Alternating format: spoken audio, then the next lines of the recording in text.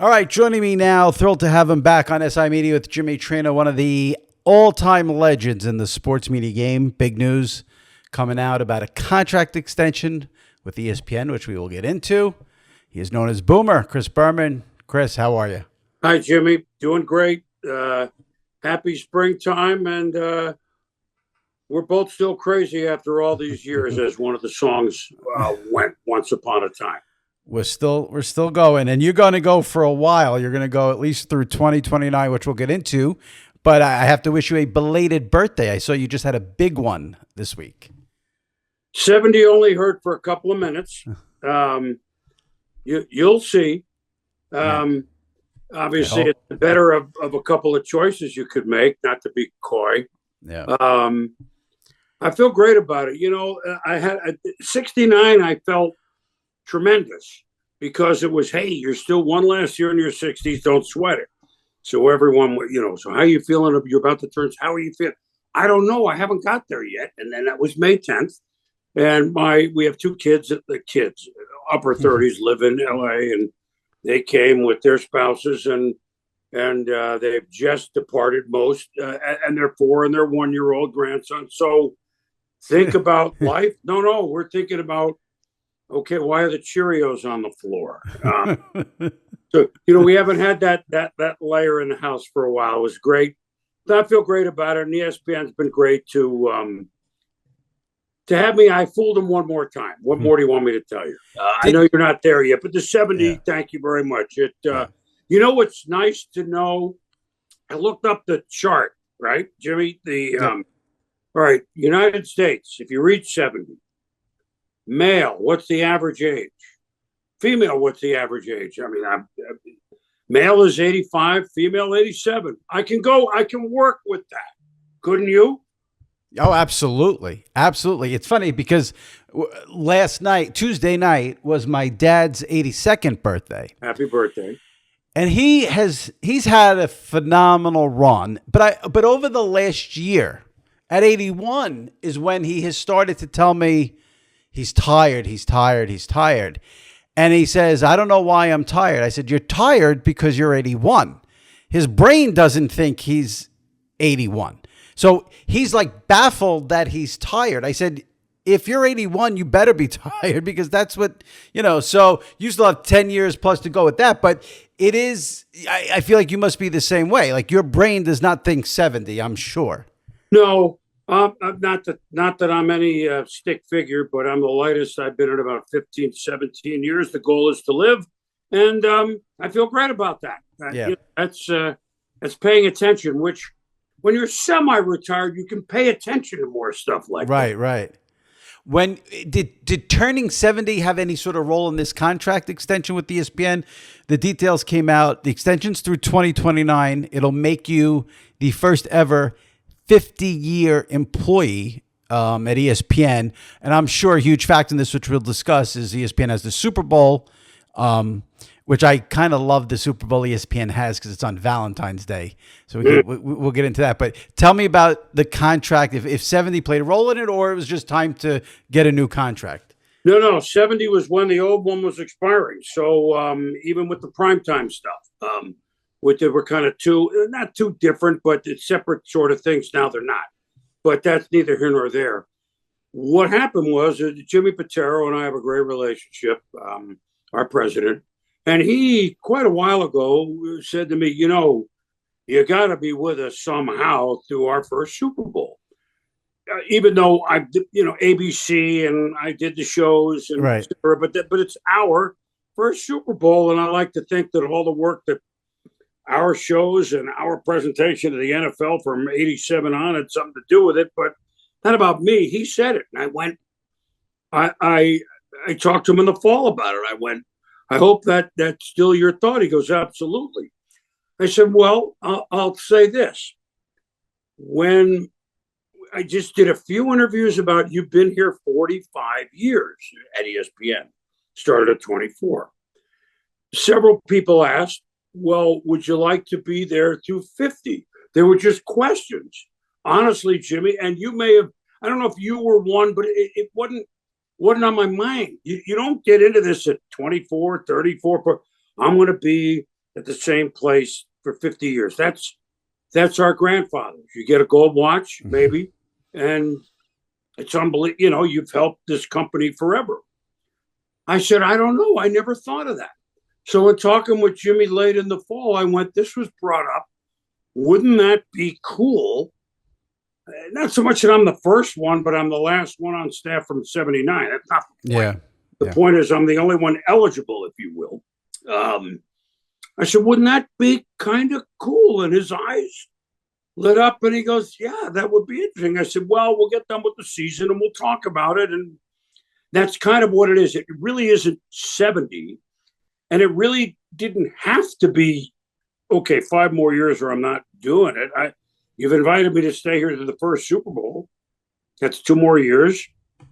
Let's make it 4.5 or 5 or whatever the number was. So that really is the answer. Here, you'll find this interesting. They don't even know this. Actually, our PR ace, Josh Krulowitz, doesn't even know this. I only thought of it again the other day. This is not where I'm headed. Carlton Fisk came up in 69. Jim Cott came up in baseball in 59. So these are 4-decade players because Jim Cott played from like 59 to 81, right? Carlton Fisk Pudge played 69 to the early 90s. Of course, he played 1 million games. Because I started in October of 79, and if it turns around that I can tiptoe to even the first couple of months of 2030, Jesus, what's that, 7 decades? I mean, the cheap way. You know what I'm thinking about? Yeah, for sure. 70s, 80s, 90s, 2000s, 2010. Not a goal, a footnote. You broke the story. Good job. Listen, it's the age is just a number. Correct. Just by having the first 7 minutes of this conversation, there's no reason for you not to keep doing this. It's pretty clear. Was retirement even a thought or didn't even cross your mind? It's been a thought every time, but I've had such a good time doing prime time. You know, Italy ESPN Plus, although that went up like this, and now with the announcement, it'll be a different, ESPN Plus will be a little different, but and we talked about that at the time. And since then, I've had personally a good time. Tommy did it 1 year when we resurrected it in 19, and Booger has been Tommy 2.0. I mean, Tom Jackson remains one of my great friends. We talk every week. I mean, whether we're working together or not, we did it for 30 years. So, and I think that begat, hey, why don't we use you at halftime for all of the half times of Monday Night Football? A couple times as doubleheaders or Disney's debuting a movie or what have you. And so I think I still have professionally something to offer. And then the prime times for the championship game and the Super Bowl have kept on going.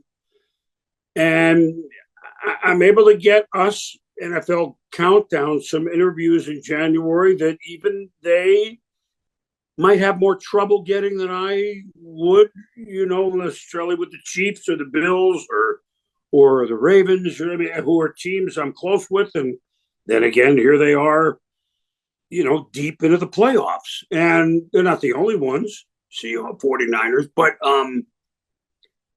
I think ESPN, boy, I like to think I haven't slipped. I tell you what's fun. It's kind of a tangent, and I'll be quiet. It's hard for me to do. That's okay. I get stopped sometimes by younger 12, 15-year-olds, or I'd like you to meet my grandson, or I'd like to meet my son, he's 15 and I'm 40 and blah, blah, blah, blah, blah. They may only know me from the fastest 3 minutes. They don't know, you did a lot of NFL drafts and home run derbies. Well, those stopped almost 10 years ago. Well, you did all the football shows. Primetime, maybe they don't watch it like their dads or others would, although maybe they do because it's on till Wednesday night. So I kind of smile, or they'll look at me and go, weren't you in the longest yard? Like, yeah, I was. Right. But I don't think I'm a fossil. I'm not doing it out of ego or out of anything else. I like to think that what I offer is still, again, I'm not full time. I don't know that I'm for anyone's appetite every day of the week, starting with mine. But in the way that I've been used and are going to be used by ESPN, I'd like to think it's a plus all the way around. I myself am having a gas doing it, and I hope you and everybody can see that that's still the case. Well, listen, I still look forward on Monday nights to the fastest 3 minutes just to see what kind of nicknames we can get. I mean, there was one you had this year. I'm going to look it up at some point while we're discussing it that I love, but I remember you also had Jameson Clam Crowder, which I got a big kick out of. So, listen, everyone knows by Monday night at halftime of that game, everyone has seen every highlight. Right. So if you're going to give me 3 minutes and pop in 2 or 3 nicknames, I'm more than satisfied. It's a nice, I like that on a Monday night to sort of close out my NFL week. Well, hopefully we're putting a cherry on top of your dessert for that way. But it's not like, okay, I got to get 3 in tonight or it's not good.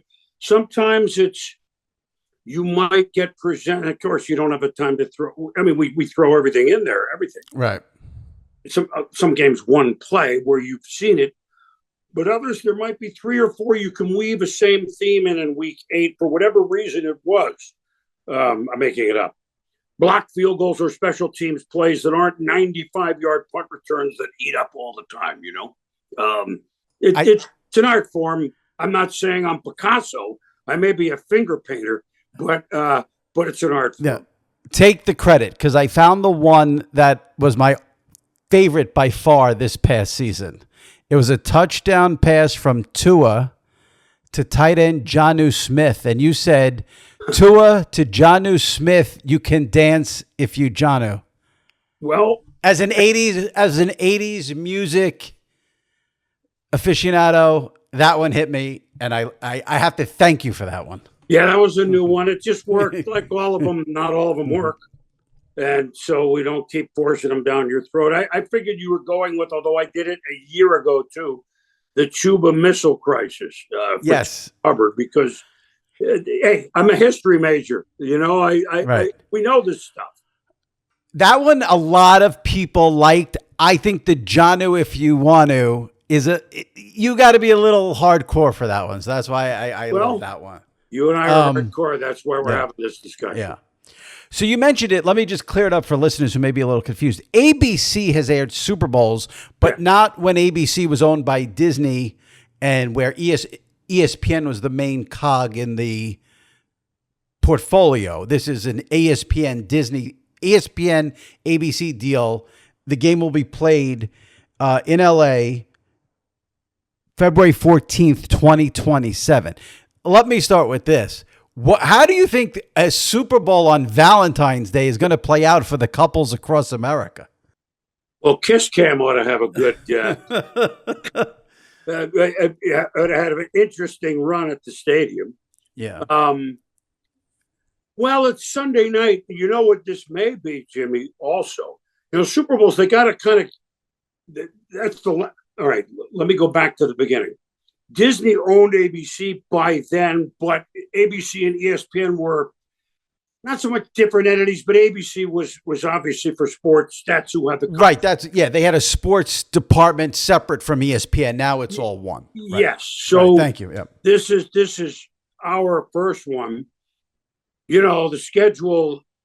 Don't be surprised if it's the last one that isn't. I don't know this. Right. Which is not where you're going with the question. Yeah. The next one, where we don't know the city nor the date, the city needs to know 2 years in advance. Any city would, right? Mm-hmm. Don't be surprised if this might be the last one before it's President's birthday weekend. So, but back to Valentine's Day. Well, I want to just say one thing about this, because we've heard about this for years. Can it finally happen already? I feel like we, as NFL fans, we have been teased for years about, 18-game regular season schedule, cut back here, start the week here, and then get that where every NFL fan wants that Super Bowl Sunday to be the night before the Monday of President's Day. I feel like we've heard about this for years. Can we make it happen already? Can you you have influence. Can we please do something about this? Well, here's what I think it is. I'm speaking out of school. I don't know this for a fact, Jimmy, but I believe these long TV deals, most of them go till when? 2031 or whatever the number is, right? I believe in there, if we go to, they do not want to start on Labor Day weekend. I mean, that's part of it. So, right. And they're only going to have a bye. What they would change would be short-term IR or maybe more rosters. I mean, there's lots of things the players have to sign off on.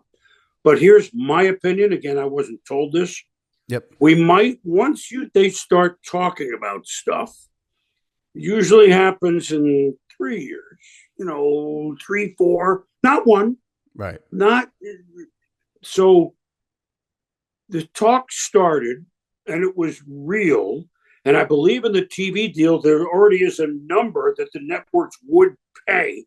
Again, don't quote me. I mean, this is my understanding. Yeah. That they would pay, and you could find that out too, maybe.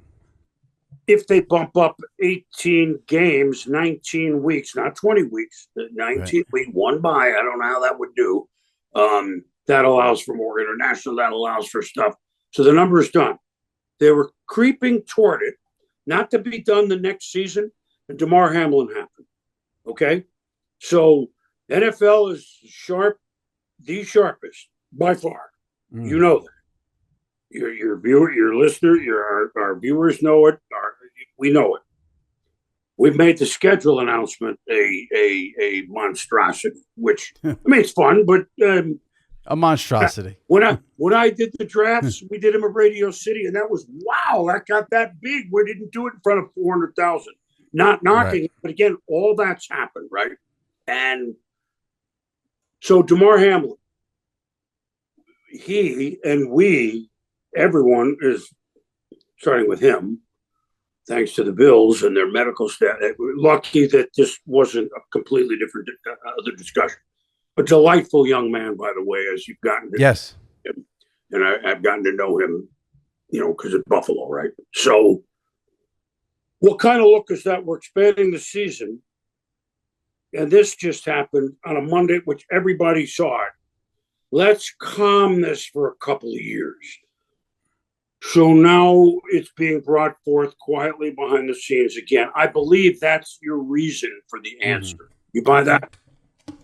Yeah, I also think I can definitely buy that because the NFL is very conscious of that stuff and the public image. But I do think if you're going to go to 18 games, I think you have to have 2 bye weeks for the players. But then you start on Labor Day. So so again, you know what? If you're the NFL, start on Labor Day. What's the harm? What do you think? So instead of 40 million people, you'll have 38 million people watch your opener. I know it's a different thing now than even when Paul Tagliabue thought it was necessary, and correctly so, to move off Labor Day. It was more for the fans than the viewer number. It was more let everybody have, and I understand the schools in a lot of the country, they've been in for weeks already, right? But let the families have one last family break. Let's not, now what they're thinking now when we're having games in Brazil and again, I'm not saying good or bad. I'm just saying, so does that matter as much as it did when Paul was the commissioner? They moved off Labor Day, which was a wonderful thing, and gave everybody, and again, gave the players a little longer before they had to go back. There's a lot to it. I don't know the temperature to you. That's a very good point you raise on, does it still completely matter? Let's just leave them alone, or are we going to? But then look, there's Thursday, there's Friday, there's Sunday. Do they want to? I don't know their temperature. Yeah, that would be a big move back, I think, Jimmy. Yeah, I mean, I sort of think. There's part of me that thinks if you could play on Christmas on a Tuesday. I know. But Labor Day is, Christmas is we're all in the house. Labor Day is we're all outside the house. So maybe that's a factor. But whatever it is, let's get the Super Bowl the night before President's Day sooner than later. I can't have you on this podcast and not talk about primetime a little, even though we've talked about it extensively the couple of times you've been on me, because I do still love that show. And you know what? I think about, when I think about primetime, I've been thinking about it recently from this standpoint. NBC and Amazon have the NBA now starting next season. And every day there's an announcement of about 40 new people that both of these networks have hired. I think they each have 5,000 people to cover this sport. And it hit me. I said, maybe that's one of the many reasons I love primetime. It was you, Tom Jackson, and there was a third, Stuart Scott, Robin Roberts. There were others you could mention if you want. That was it. There wasn't a desk 87 feet long stuffed with people. It was like, these are the three people we're getting. And it was you and TJ that whole time. Obviously now you do a Booger, but I'm talking about in those ESPN days. And to me, primetime is the perfect example of less is more. And I wish networks would understand that, because when you watch pregame shows these days, forget about it. It's a smorgasbord. There's a lot of people on a lot of them. That is one of the many things that if I were a viewer of primetime that I would appreciate too. Now, whether I was doing it or others, you're right. Here's what we're getting. You're getting the full meal of the day. Now, as we've discussed a million times, in 1998 or 1987 when it started, or 1998 or 2005 even, just to pick a year, you still only got 3 games, right? I don't even know if the red zone, but the red zone different anyway. Right. Let's just go early 2000s where the ratings, you and I know what the numbers mean. The public doesn't care. But if I added up, I believe it was 2002 in December, and I'm going back to your question. Our 7:30 to 8:30 got, like in December, got about a 5. A 5. We don't get a 5 on anything. Right now, again, there's 8 million channels, different right. universe. Right. The midnight re-air, 9 California, 2 something. The 3, I'm not making this up, the 3 a.m. midnight West Coast. So still restaurant people, not just insomniacs, got a 1.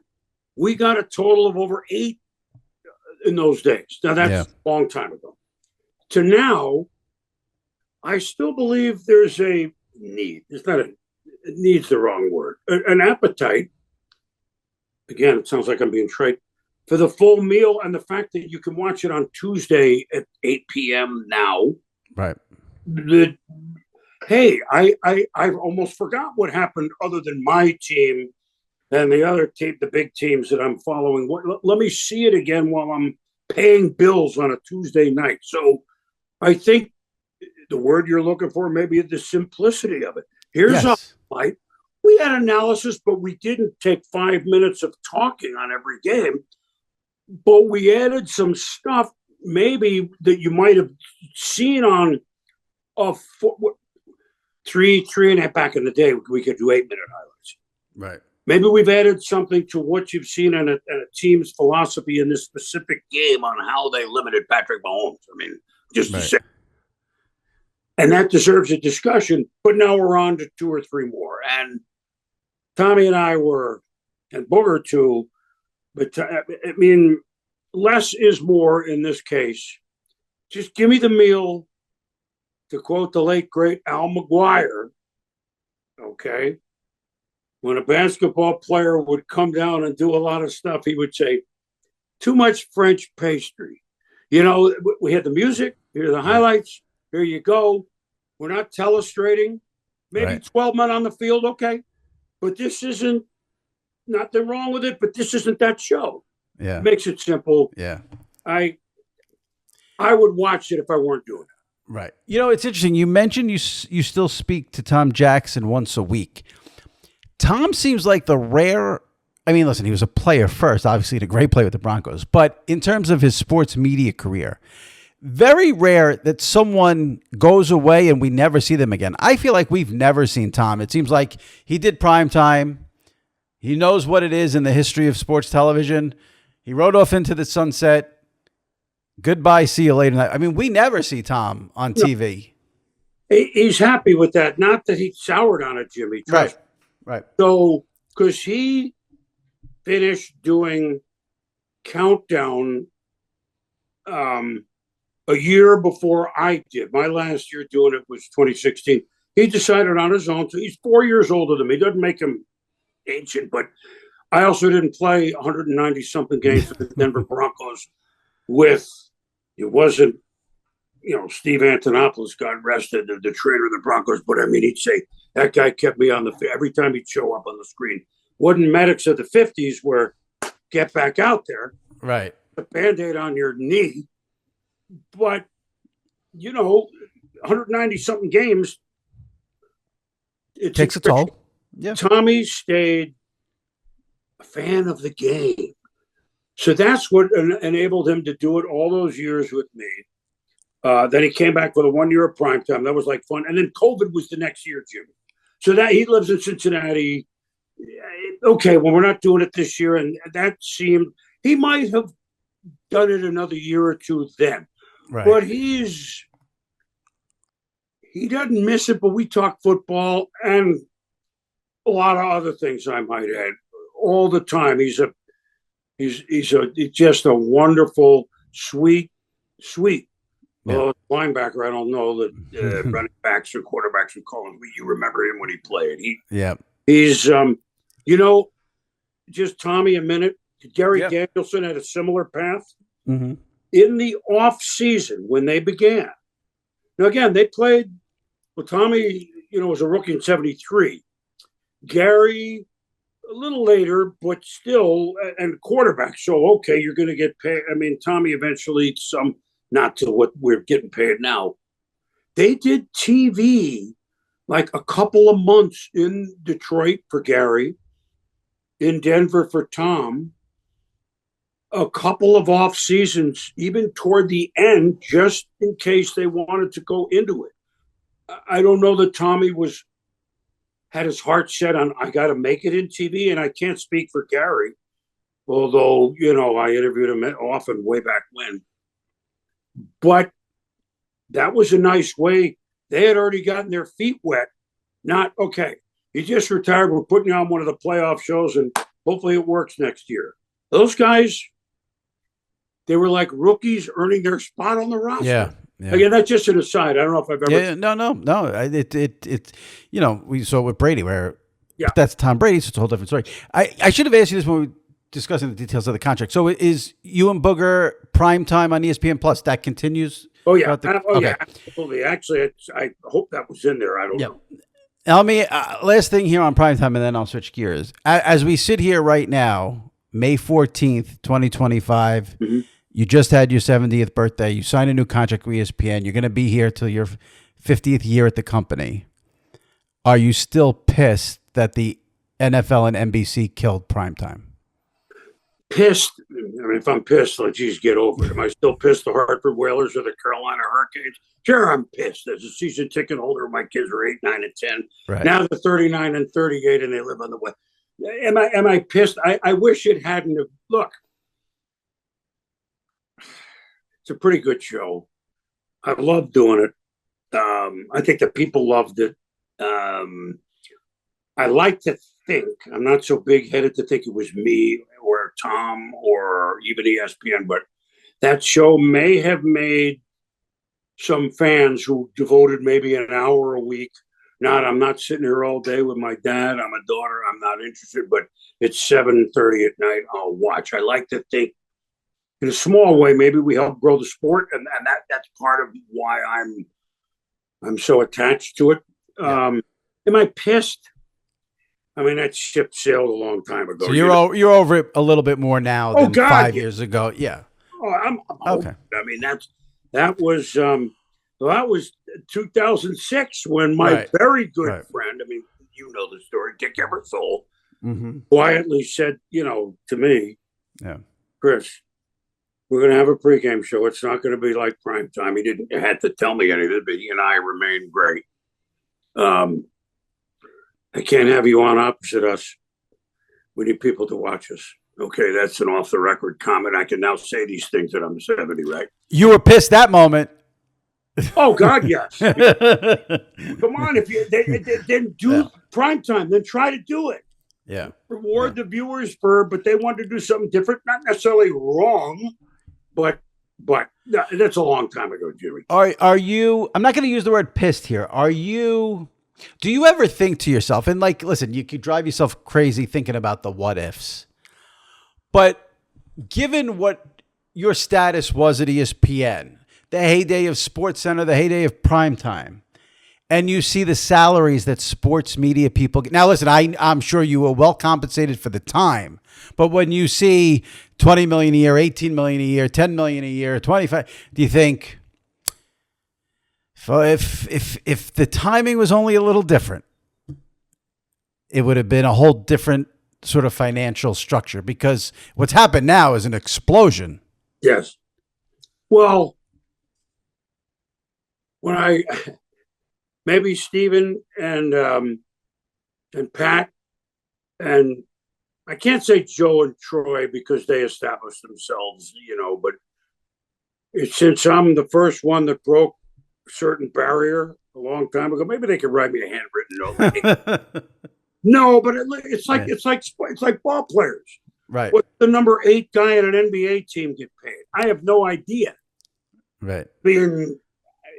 What would, and I don't want to go to Bill Russell first or Wilt 100th. I mean, that's history, but what do ball players even, okay, let's bring the ones like 25 years ago in football or what is Joe Montana thinking of? My God. Right. Right. I don't think but he was probably compensated. Look, they underpaid me for 20 years. They overpaid me for 20 years.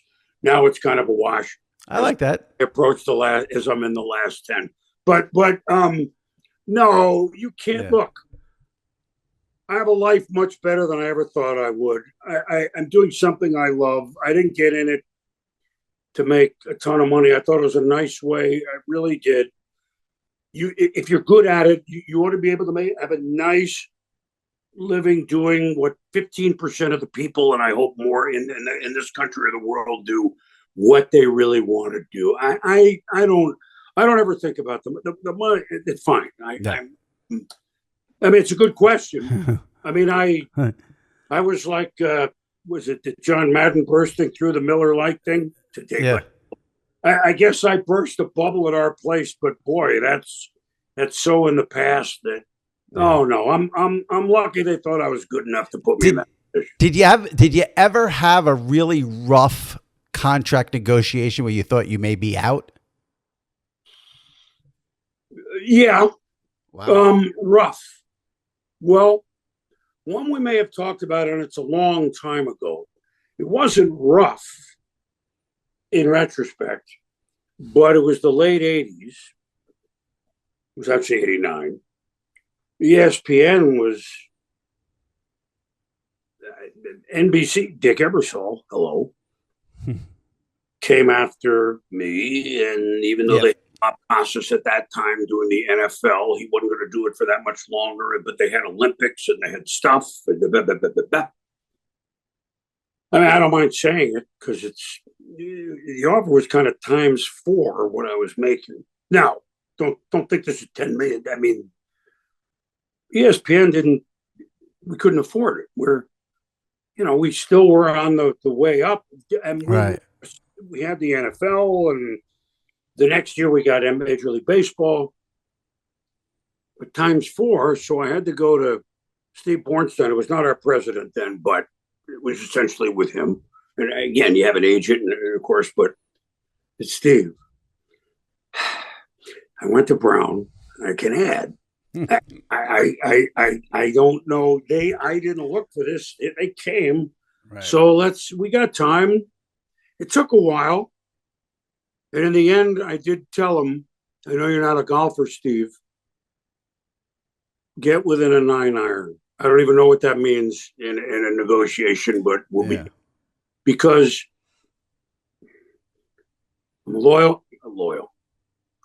I'm able to finish my career with essentially who I started with, which is George Brett. Okay. Yeah. I mean, just to pick a name, right? Derek Jeter. I'm a Yankee fan. So well, no. And I always, George Brett's in my bio because Derek hadn't played yet, but that quote's from old. Right.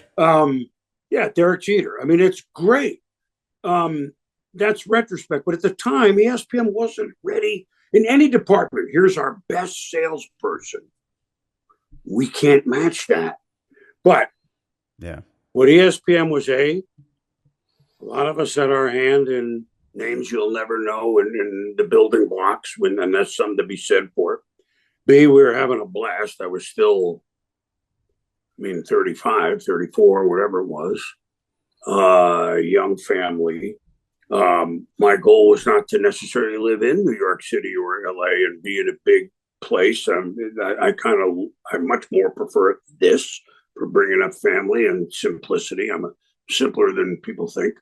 I'm also a Taurus. I'm stubborn, but that's neither. But here's the one thing, Jimmy, and I think I told you this. Yep. We cover everything. So in other words, we don't have the rights to the World Series. Yeah, but you're covering it. But we don't have the rights to the Super Bowl, but you're on all week. Right. Well, you're not doing that if you're somewhere else. So that was not rough. It's just that ESPN hadn't decided, do we break the mold for anybody, let alone Chris Berman. Right. And they did. And really, that was really the only one that was rough because it's human nature. You got one place offering you this amount and this place offering you that much less, and you got a family and you got a, you have an ego like everyone else in this business, and you can't get lowballed too much. So correct, but it's life. It's life, right? And they knew that, and and I hope this is good for morale in our building. I hope so. Not right. Oh, Chris Berman was getting paid some more. No, that kind of represent what many others have, but may not still be there. What we're founded on and what we believe in, and times change and everything else. But I hope it's good for morale. I told Jimmy that before I signed it. Like I hope this is taken as good. The reaction was overwhelming on social media. From ESPN people. So I wouldn't worry about that. Let me ask you a couple of things here before we wrap. Yes, you sir. won the Pete Rozelle Radio and TV Award in 2010. Mm-hmm. Somehow, in one of the biggest travesties I've ever seen, Brent Musburger is just getting the award now in 2025. You're shaking your head. I'll let you go before I even say anything else. I wanted to be him. I told you that. The NFL Today was the template. So when we started that show, it was 1 year before we had, I think we started really 85, 86, and we had the NFL in 87. We were an hour, they were a half hour, but it was still, that was what you watched. And I'm as proud of NFL Game Day and Countdown as PrimeTime, but PrimeTime is just unique. Yeah. And Brent was my hero. He knows that. He and I are great friends. I haven't seen him in a while, but why do you think it be him? So why do you think it took? No, what the voting? I don't get it. Yeah, why do you think it took so long? I don't know. Okay, I don't. It can't be. It can't be because before I got. His name should have been on the list 10 years before me, just to pick a number. Yeah. It's not that, he got in with the gambling, but he wasn't. 2010, when I won that's 15 years ago. I don't think that, I'm on with a gambling. So that couldn't be it, right? He should have been there. And, when was he removed? And I'm sure that was 89. No, 90 is when he was done with CBS. That's right. That Duke game. So within a decade, I know I had to look to see. We got to make sure that the Kurt Gowdies of the world and the Ray Scott are in already, as he would agree. I don't know. It's nuts. I'm thrilled, and I'm the MC. So even though he gets the award Friday night, Rich does that, Eisen, I'll see him, and that'll close something for me because I wanted to be him. Yeah, that'll be a great moment. You have someone in mind now that Brent's in. Brent that got the award? Who should people voting for that award, the Pete Rozelle Radio and Television Award? Anyone in your head that you think it's time to get that person in? You know what? I'd like to give you a real great answer. I mean, he's long gone. Did Coach Sal never win that? I don't think he did. That would be interesting. I have the I mean, list. I have the list. I have the list, and I do not see Cosell on it. He is not on it. Right? I mean, Rune's on it, obviously. Yes, he's on it. 2001. I mean, current. I think they've kind of caught up. Unless there's, give me a name or two. I'll give you a name. I'll give you a name. I don't know if he would. So do you have to be sort of, you don't have to be retired to get the award. I'll give you a name only because I think it's an impressive thing that has flown totally under the radar. Kevin Harlan has called 15 straight Super Bowls for Westwood One. That would seem like something, maybe it's a little outside the box, but that's the biggest game in all of sports. He's called it 15 years in a row. So that was the one name when, I know, listen, you can go into directors, producers, executives. I think strictly of announcers. That's just the way my brain works. Mm-hmm. And you look at it, the big, Madden's in and Summerall's in. Joe Buck is even in because I thought of Joe. He's had a... Tommy's in. Yeah. So Harlan stuck out to me just from that standpoint because of the radio work. 15 Super Bowls in a row for Harlan. So that's what made me think of that. Well, and I also, he works as hard as, I smile when I hear him on the radio. Obviously, I don't hear him do the Super Bowl, but I'm driving home on a Sunday or a Monday night, whatever, and he does. We say that the NFL plays games on every day. I think he does an NFL game every day, even when there isn't one. So that's an interesting one. I have to think about that. I thought of James Brown because he did the Fox when they started. Then he's been at CBS for so many years. I mean, it'd be great if you could put Terry, Howie, and Jimmy like as one entry. That'd be all right. Because they've been on forever. I mean, now forever. The guys I work with, other than Tommy,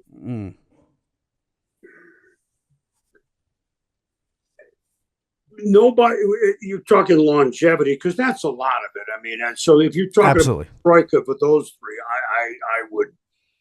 I kind of thought of two of those three while we were talking right then. Yeah. So I think most of the play-by-play, unless there's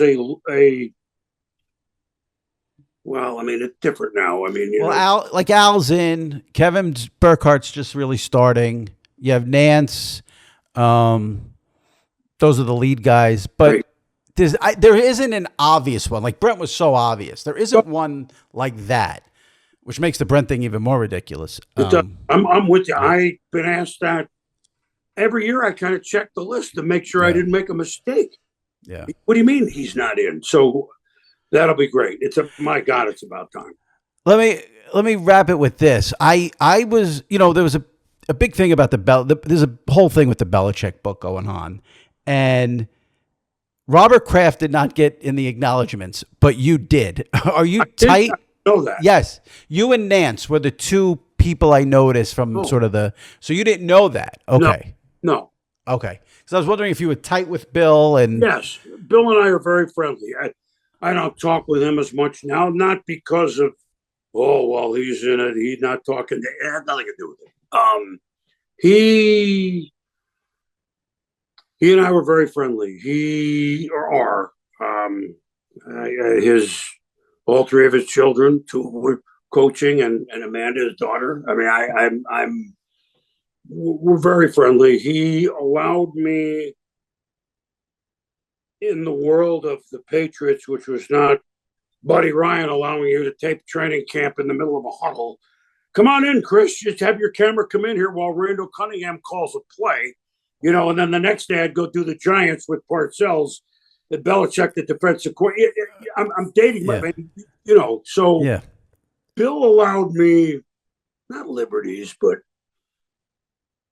good information on the Patriots through the years. He also knows that way back, he and his boys, before he was a head coach, thought NFL PrimeTime was a great show. He said we had to watch, we had to find out, which blows me away. So he allowed me on the inside as much as one could without me pushing, because it's still the Patriots and it's different. And then after the '07 and some things, then even some who were very close can be close. Does that make sense? But I got that. Yeah. I got. So hopefully he said, I don't know what he said about me. So it's interesting. So it's interesting because I know you're not on social media. So I'm trying to figure out in my head how much of a social media story this is or a real story. But there's this massive backlash going on with Bill, with the girlfriend, and she's taken over. And what makes it shocking is that this is Bill Belichick, who controlled every aspect of everything and wanted no distractions. And now you have this going on. So I was curious, as someone who knows him, what you make of it, if anything. Well, I haven't talked to him about it. We got the North Carolina job. We texted and we sent each other a Christmas card. Look, I find it hard to believe that he is a pretty smart guy, okay? And once you start talking about things other than, well, why'd you run that play on 3rd and 4? Fascinating. Whether it's football or expand. And I've gotten to know him that way. It's actually pretty humorous, as you saw. And, you wouldn't think of Bill Belichick as humorous, but right. Smart guys can be humorous when they want to be. They're that smart. Don't you find it hard to believe, Jimmy, from afar? And so I'm not the inside of this at all. They haven't played a game and they haven't gone to training, Right. That he's not aware of, or he doesn't know. He's not oblivious to this. Not what even people are saying, because he probably never really cared through the years. Right. I don't think he's too smart to be, oh, wait a minute, this is what I have to do this. No, let me fast forward this. Aren't we fascinated by how North Carolina is going to do in football this year? I'm not evading the question. Yes, but somehow people now are more fascinated by the fact that there's a circus. What makes this it's him a big story is that if there was one coach in the history of sports who you'd never expect a circus around, it's him. That's why it's a story. And then obviously the age difference, which that's a whole other issue, but it's the circus that surrounding Bill Belichick. Edelman and Gronk have talked about it on their podcast, where his whole thing all those years was no distractions. So, well, it's hard. It's hard to make sense of it from where we all sit. Mm-hmm. I mean, the age thing, that's somebody else's problem. That's what but they're both intelligent. I've not met her. Adults. I mean, Bill. That's what they want to do. God bless them. I mean, I'm for us to sit here, for anybody to sit here and criticize. If he doesn't, or they don't care how it looks, then why should we? I mean, that's that part, and I think you agree with that, really. I think, you're an adult. You can do what you want, but don't get shocked when there's public. You're a public figure. You got to take nobody likes it. Nobody thinks it's the right thing this early. But if you're a public figure and you do something out of the box, you're going to get some heat. I don't know. I don't think he's shocked that he's. Yeah. I don't think he's. You think he's shocked that he's gotten this much heat? Yes. Shocked that he's gotten any heat? Absolutely, he's not shocked. Right? That's fair to say. Right? Yeah. I'm not dancing either. I just. It's all right. I know I'm putting you on the spot here. I was just curious because when I saw you in the book, I was like, oh, that's an interesting. I didn't know how tight you were. And then we were. Obviously, this thing in North Carolina is like boiling now for like 2 weeks. So I know. I'm aware. Come on. I mean, it's a hotter subject than a $400 million plane gift to the president of the United States. So whether it should be or not, okay. Right. So it certainly added intrigue to Tar Heel football. Absolutely. That's for sure.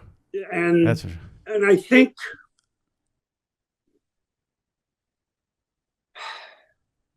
I mean we're stumped by it because it's Bill Belichick. But fair enough. He's he didn't go into all of this oblivious. There's no way. He's too smart. Right. That's the Bill I know. All right. Let me end it with something way less controversial because I know you're a music guy, the John O. Smith thing. Give me the last concert you went to and the next concert you're going to. I still see a lot of my guys, I mean, my music, 60s, 70s, many of whom 80s, who I've become personal friends with. So I'll give you an interesting Traina that which is the last one. By the way, I'm inspired. Is that the reason I want to go to 50 years or 75? No, but when I see the Eagles or others, which I'll get to here in a minute. Yeah. I saw Steve Miller a year ago. He led into the Eagles, one of the concerts a year and a half ago. Like, he's 80. He sounds great. He actually, he's playing guitar. He's not playing football, but he's coherent. He sounds as good as ever. He's smiling, having a good time. Oh, I'm inspired by this. Like, I'm not a rock and roller, but maybe in our business, I'm a little more so than some. Right. I mean that in the right way. Not that means I'm great. I know what you mean. I know what you mean. So 3 straight days in Las Vegas, which I don't like going to. I go to Maui after the season to get me off the island. Those 2 months takes a lot. Okay. Okay. I mean, other than in the ocean, which is theoretically off the island, then I'm out. So on a Friday night, Rod Stewart, okay, in the 4,500 seat arena. The Eagles in the Sphere Saturday night. Give me one. Wait, Rod Stewart. How is the voice? Better than I expected. He's 80. Yeah. I had seen a video a year ago. I mean, I love Rod Stewart. Yeah. Me too. I haven't seen him in about 12, 14. It's been a while. I've seen him maybe 4 or 5 times, but that's starting in the 70s. Yeah. Some of those notes in Maggie May at 80 years old could be a little. No, he hit almost all of them. Good. I'd seen a video of him at 79 in this kind of cabaret-ish, which is where the show was at Caesars, whatever, the Coliseum, whatever. Mm-hmm. And it was, I'm going to do it because he's Rod Stewart. Because the thing was the Eagles in the Sphere. Oh, he's playing the night before. I'm doing. Okay. Right. Makes sense. And he played just about all the songs you wanted. He's having a great time up there. The band, they're tight. I mean, he has a lot of good-looking musicians up there, by the way, but they're playing instruments. They're not just, the Radio City Rockettes. I call them the Rodettes, but they're playing. Right. This is real stuff. And the young lady who plays the violin of that, like that, she's been with him a long time.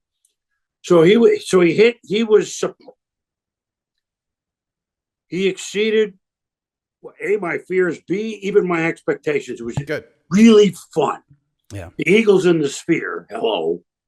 Man, I've seen the Eagles a lot. Glenn Fry and I were very close. And what do you think? What do you think of the Sphere? That's the only time I've been in it. I mean, it's outer worldly, if that's the right, or otherworldly. Yeah.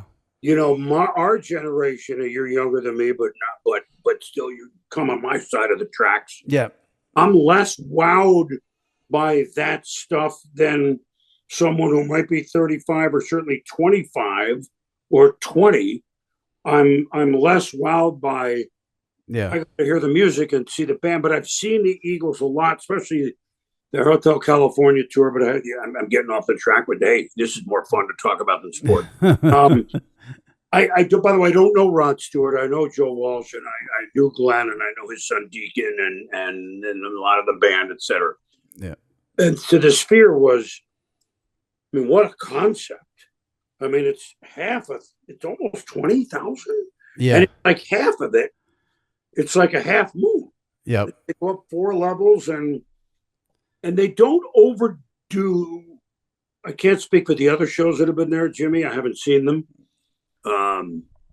Chesney would have been interesting, but again, he's a friend, but I didn't, and I don't have whatever. But Now they start with Hotel California. And on that date, there's a dark desert highway. My head grew heavy, my sight grew dim. We had to stop for the night, and there it is. And they gathered for the feast. We don't get the steely knives, thank goodness. But okay, so that was, you got hit over the head with it right out of the gates, as you should. Right. There are some songs that were just shots of the band, so it wasn't like. But in the city, Joe Walsh is on the top of an apartment building of 30 stories. So I could go on, right? Yeah. Tequila Sunrise, you can imagine. Rocky Mountain Way, you could imagine, right? You hear the Rockies. Right, cool. Right. Now, the next night, unbeknownst and wasn't planned until like 2-3 weeks before, I just looked. Wait a minute. So the next night in a theater of 1,300 or 14 wow. at the Wynn, I think, or the next door, Bryan Adams. And Bryan Adams, 80s, so but I love Bryan Adams. So I feel bad he's playing in a 1,300. He should be in a bigger place than that. No, yes, he can, but he's a different dude. I don't know him. Right. It was just him and a guitar and a keyboard and a drum. Okay. So I've seen him acoustic. I've seen him 2 years ago in a hockey NBA type arena, 15, 18,000. So this is him. Like, I'm going to do these shows now. I mean, I don't know. And he sounded great. And he played all the songs that you need, just about. Well, yes, he did. And so that's three. You asked me, that's a pretty good parlay. Absolutely. Rod Stewart, the Eagles, Bryan Adams, as you would say, back to back to back. You know what? Touche for you. Next one aside. Have you seen Bob? Bob is like 83. I'm not a Dylan guy. I have this whole thing with Chris Mad Dog Russo, who has promoted that movie to no end. He talked about it every day on his radio show on First Take. The Dylan music is now the three you mentioned, the Eagles, Rod Stewart, Bryan Adams. I would see all of them before Dylan, believe it or not. No. With Dylan's different because about 10 the voice in the music doesn't. It never hit me. In other words, like a Rolling Stone, I was in grade school, but I'm older than you, right? So I respect what he.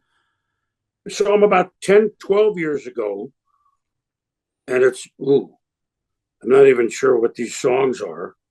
I looked at the sheet the next day. I said, that was Blowing in the Wind? Come on. The answer, my friend, is Blowing in the Wind. I don't know that. I don't recognize that. So why didn't you recognize it? Because he changed the arrangement or the voice? Oh God, yes. And it wasn't, here's 12 of my songs that you can go to the Rolling Stone magazine and pick them all out. It was, so if you go to Dylan, we're getting on this, you already know, just close your eyes. So I saw him 2 years ago in Little Waterbury, the Palace Theater, Connecticut. Mm-hmm. Yep. 1,500, I don't know, what do we see, 18, I don't know. You close your eyes. The first song I didn't completely know. And I said, well, it sounds like Bob Dylan. That's good enough for me. I was afraid Rod Stewart would be that. That's why. Yeah. Well, that's, I've got to get to Rod Stewart. He's someone I've not seen who, even though at this age, I see the videos. He still looks like he's got it. He's flying all over. He's got energy. He's into it. So that's what matters. So, and I understand not all of them want to just keep playing the hits. Those guys, yes, I think they know it's about the hits, but there's nothing worse when, the new stuff is there and the hits are pushed aside. We can't have that at a concert. Or they play stuff.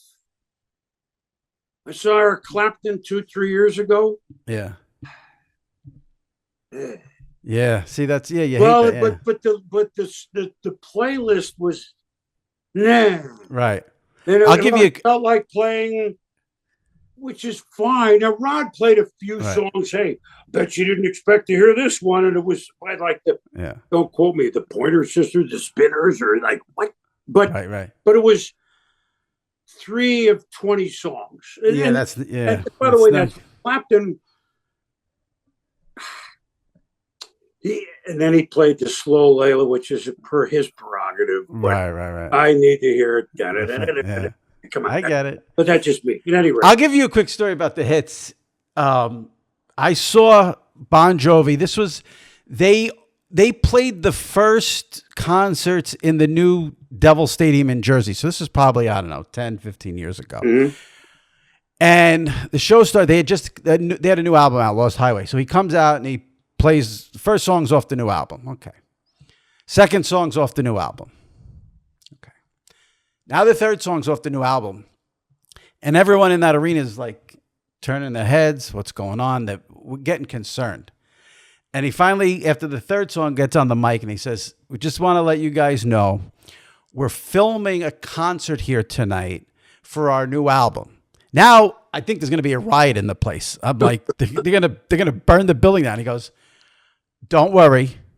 He goes, I promise you, when we're done with these 12 songs, there'll be more hits tonight here than in an episode of The Sopranos, which I thought was a great line by John. Very good Jersey. And let me tell you, what happened was I kind of felt bad because he's playing the new stuff. No one's paying attention. And now there's a countdown. People 5 songs down, 7 left to go. 6, then he gets after that 12th song, then, whatever it was, Living on a Prayer or Who Gives Love a Bad Name. And then everyone came to life. And they did like 25 songs after the new album. Oh. So he didn't lie, but good thing he made the announcement because I was getting nervous that there was going to be a riot in the building, basically. I've not been to one of there's some that they play 6 or 7 from a new album and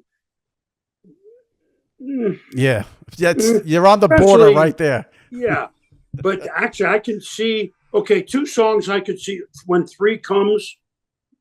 How were they? How were the songs? Well, the problem was no one was paying attention because it was like it became. When he made the line about The Sopranos, people really enjoyed that. I mean, we're in Jersey, and he makes that line, so John obviously knew how to win over the crowd. But when he played the first couple, I thought they were good. But then it's like, okay, let's satisfy the needs here. And, I to be honest, I think we barely paid attention when he played the rest of the new album. Yeah, that's an unfortunate one. But it ended up being one of the best. The energy after, when he started playing the hits, it was, it was one right after the other, like 25 in a row. Like, so it ended up being a phenomenal night. We enjoyed it thoroughly. Well, listen, here's the thing with music, and you don't have to go as far back as I'm 70, and there.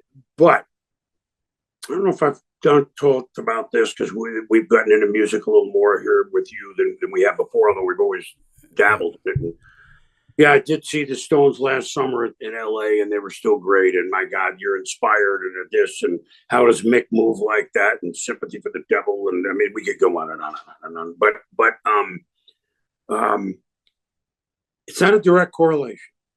But I've always said this: if you're my age, a little older, and let's go back. Let's just call it 3 decades, so maybe you're 80, not to eliminate 90, 80 to 60, 85 to 55, or 85 to 50. Not you yourself. Yeah. I grew up in Connecticut. You grew up in Seattle. You grew up in Mississippi. You grew up in Springfield, Illinois. It doesn't have to be big city, little city. If you are our age, and that's a wide age, hear me out on this. Mm-hmm. Our music, and it could have started before with the Chuck Berry and Elvis. So I go back even before, although I love them. I wasn't growing up with that really, although I was alive. Right. That was our internet, Jimmy. Because now we weren't conversing with each other, you in Seattle and me in Connecticut.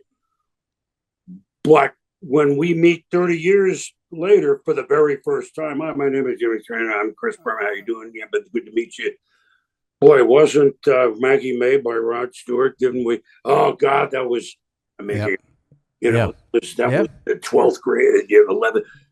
We all listened to it, and whereas the internet is we're conversing with it, I get it. Yeah. But of our generation, that's the closest thing to the internet. Has everybody ever thrown you that? No, when you said it, I actually got it immediately. I know exactly what you mean. And so it still resonates. Yeah. I mean, my God, this is still what I listen to. It doesn't mean that I don't think Beethoven's Ninth isn't the greatest piece of music ever written, or some of the new, but it's not the same. I mean, all I'll say is for any younger to go, wow, your music. In the 60s and 70s, and certainly the 50s, you had to actually play the notes. Right. No electronic. Right. There was no electronic drum. There was no electronic organ. You actually had to play the music. So, yeah. But what's the most unusual one I went to recently? Because you wouldn't equate me with it, but I'm very good friends with Metallica a couple of years ago because James Hetfield's a friend of mine. Right. You wouldn't equate me with Metallica. Not that they're so new. Right. God, they're 10 years after these groups were talking about it, and they still fill football stadiums. They did last week. Yeah, they did Virginia Tech. They did right. I mean, Sandman. So you wouldn't necessarily equate.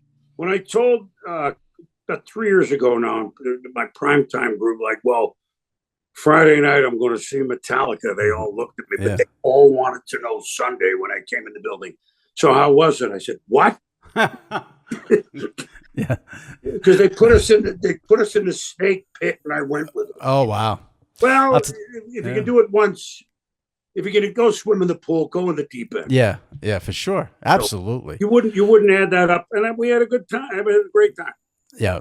That's great. Well, I've had a great time doing this. I can't tell you how much I've enjoyed it, and thrilled you'll be remaining with the ESPN family till 2029. It'll be 50 years there, and like I said, still love the fastest 3 minutes. We got Chris on PrimeTime with Booger McFarland on ESPN Plus, and then obviously the Super Bowl. Chris, appreciate this greatly. Thank you so much, Jimmy. Always a pleasure talking to you.